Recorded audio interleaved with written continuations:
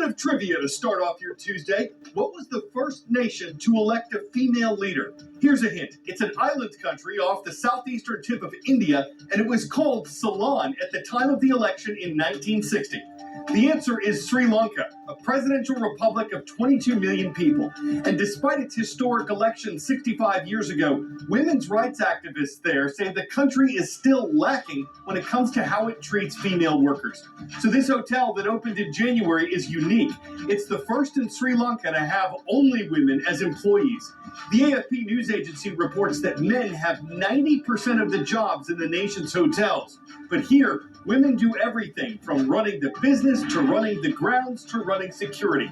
And while some male critics doubted the idea would work, it's been hailed as a showcase of women's skills and courage, according to the hotel chef, and path-breaking for Sri Lankan society, according to a women's rights activist.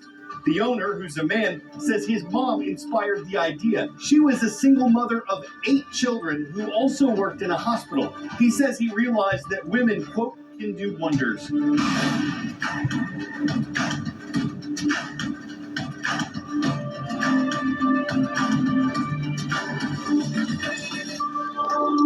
Welcome to the World from A to Z this Tuesday, April 22nd. My name is Carl Azus.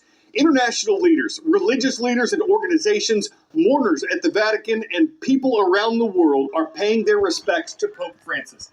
After making a surprise Easter appearance on Sunday when he blessed the Catholic faithful, the 88-year-old pontiff died on Monday.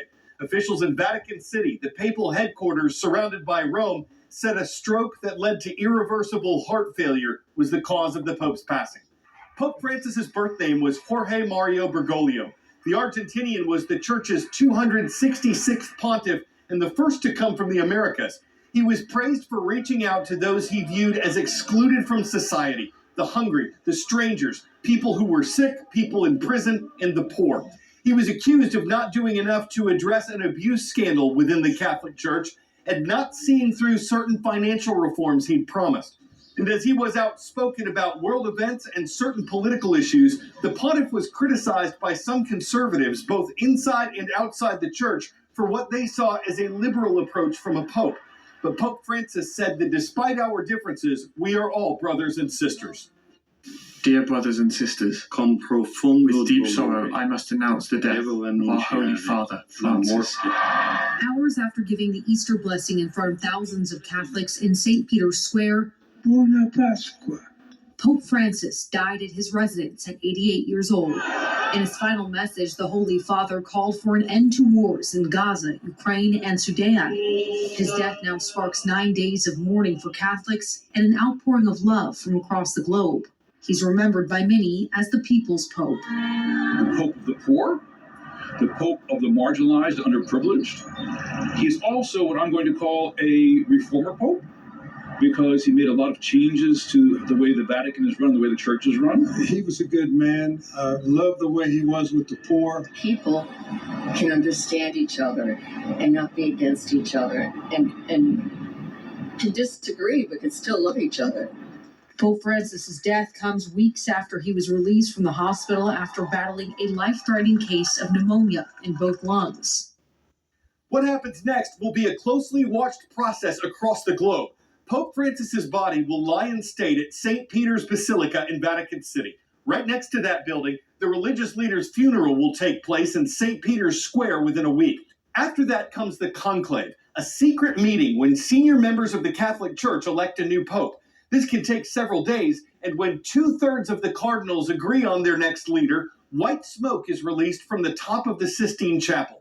A worship service within 5 days of that is held to formally install the new pontiff. This is internationally significant because as the leader of Roman Catholics, the Pope represents the largest denomination of the world's largest religion. More than 31% of people globally are Christians, and just under half of those are estimated to be Catholic.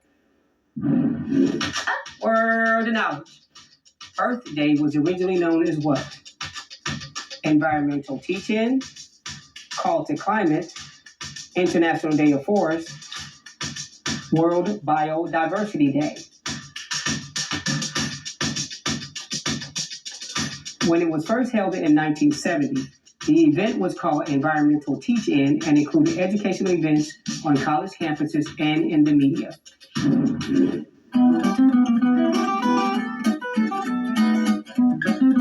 this date in world history.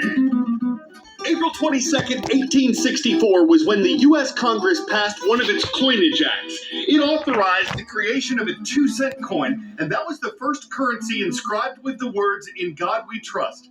That phrase was expanded to other coins and bills in the years that followed. On this date in 2016, representatives from 195 countries met in New York to sign the Paris Agreement, or the Paris Climate Accord. It got its name from a treaty reached in the French capital the year before, when nations committed to reducing their emissions of greenhouse gases. By how much is up to the countries themselves, and there's no penalty if they fail to reach their goals or withdraw from the agreement. It was signed on Earth Day, an event established on April 22nd, 1970 to raise awareness and support for protecting the environment. Organizers now use themes for each Earth Day to focus on a specific issue, like reducing the use of plastics or promoting renewable energy. Every night, Hong Kong's iconic skyline is in its own show, a spectacle of lasers and steel in one of the most densely populated places on Earth. Less than 20 kilometers away, another curtain opens to reveal a natural world often forgotten in the dark. Leading our nocturnal safari, Hong Kong British educator and photographer Lawrence Hilton. In the darkness of night, Hilton has captured images of birds like this quizzical collared scops owl, insects like the Atlas moth, and snakes like this white-lipped pit viper. My favorite are snakes and spiders. However, I try and go for anything that I can get my camera up against. Hilton says he photographs the animals as he encounters them, with minimal impact to them or the environment. Hong Kong is home to an astonishing array of wildlife, with many creatures emerging only at night. Some 40% of the territory is protected parkland. But here and around the world, poaching and urbanization are destroying safe havens. We have lost, on average, almost 70% of our wildlife populations since the 1970s. And that by itself tells you we are not doing too well protecting the planet globally. At the end of this century, it's estimated up to 33 million hectares of natural habitat will be lost as a result of urban development. That's more than the size of the U.S. state of New Mexico.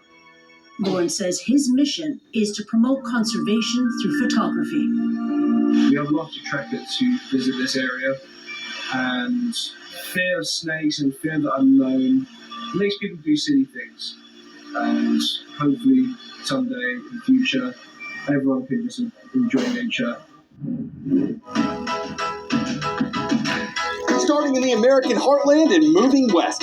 From the city of Bussey, Iowa, a warm welcome to Mr. Ginger's and Leanne's students. Twin Cedars High School is where you'll find the Sabres in the Hawkeye State. If you find yourself in Stevensville, Montana, you better watch out for the Yellow Jackets. They're in the Treasure State at Stevensville High School in Mr. Wells' class. And Walla Walla, Washington has got to be the most fun city to announce. That's where Mrs. Endress' class is watching from Garrison Middle School. The Troopers are in the Evergreen State.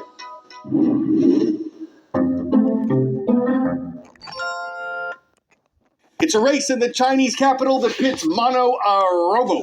On one side of the barriers, thousands of runners racing a half marathon. On the other side, humanoid robots and their handlers attempting to do the same thing.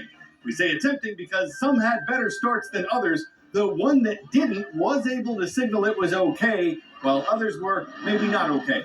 This time around anyway, humans fared better overall, with the men's winner crossing the finish line at 1 hour and 2 minutes, while the top robot crossed at 2 hours and 40 minutes. The winning robot said it got a charge from the circuit and felt good out of the gate. After that, it went on autopilot and focused on the mechanics of its technological step forward, taking everything in stride and needing just a little grease when it saw victory was afoot. Winning was a hydraulic lift. I'm Carl Azus for The World from A to Z. We're thankful to be part of your day.